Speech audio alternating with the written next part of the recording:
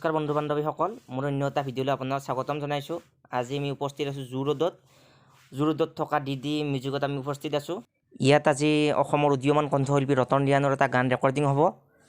আপোনালোকে যিখিনি পাৰে আগলৈ দেখুৱাই থাকিম, স্কিপ নকৰাকৈ ভিডিঅ'টো চাই থাকক।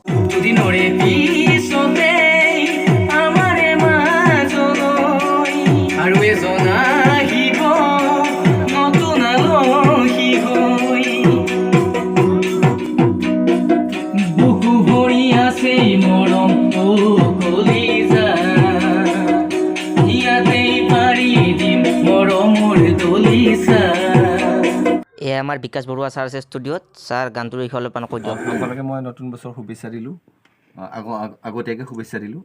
ৰতন ৰিয়ান এজন উদীয়মান কণ্ঠশিল্পী, আগতেও কেইবাটাও গান বনাইছে, ভাল বনাইছে। আৰু এইটো এটা বিহুগীত, অলপ আৱেগিক, মানে ইয়াৰ কথাখিনি বৰ ধুনীয়া। ভাবিছোঁ এই নতুন বছৰতে আগতীয়াকৈ ৰিলিজ দিব গানটো, আৰু সকলোৱে আশা কৰিছোঁ সকলোৱে আদৰি ল'ব গানটো আৰু তাক অলপ উৎসাহ দিব।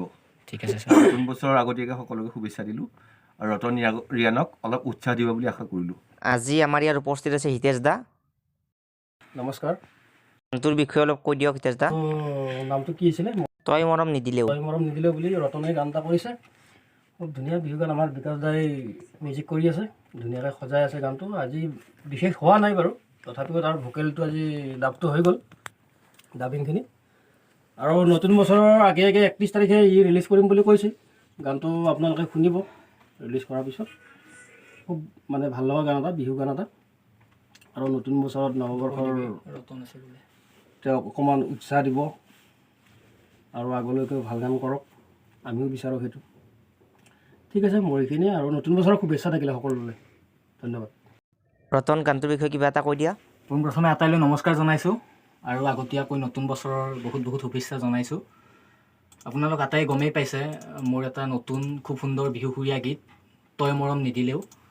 গীতটি মই নিজে লিখিছোঁ, সুৰ মোৰ নিজৰ, আৰু মিউজিক কৰিছে অসমৰ জনপ্ৰিয় মিউজিচিয়ান আমাৰ আটাইৰে শ্ৰদ্ধাৰ বিকাশ বৰুৱা ছাৰে। আৰু হিতেশ দাৰ ষ্টুডিঅ'ত কামখিনি কৰি আছোঁ আমি খুব সুন্দৰকৈ। গতিকে গানটো নতুন বছৰৰ আগতে আপোনালোকলৈ মুকলি কৰি দিম। গানটো সকলোৱে মৰম আৰু আশীৰ্বাদ দি আঁকোৱালি ল'ব বুলি মই খুবেই আশাবাদী। ধন্যবাদ। এয়া হিতেশ দাই আমাৰ মিউজিকৰ কামখিনি ধুনীয়াকৈ কৰি আছে, ডাবিঙৰ কামখিনি। গানটো বহুত ভাল হ'ব, আপোনালোকে চাব। 1 ডিচেম্বৰৰ আগত গানটো ৰিলিজ হ'ব, আপোনালোকে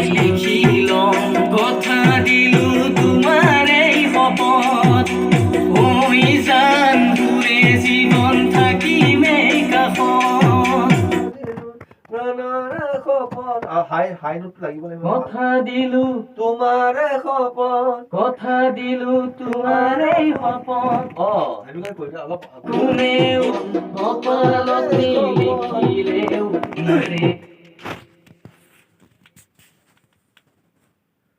কোনেও জানুৱাৰে ভাঙিব আমাৰ মিলন, কপালত নিলিখিলেও নিজে আমি লিখি তোকে দুহাতেৰে মই সাৱতি হৈ চাওক, লগত আছে আমাৰ গগন, চাওক।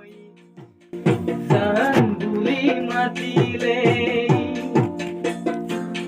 তোকে দুহাতেৰে মই সাৱতি হৈ ধৰিলে।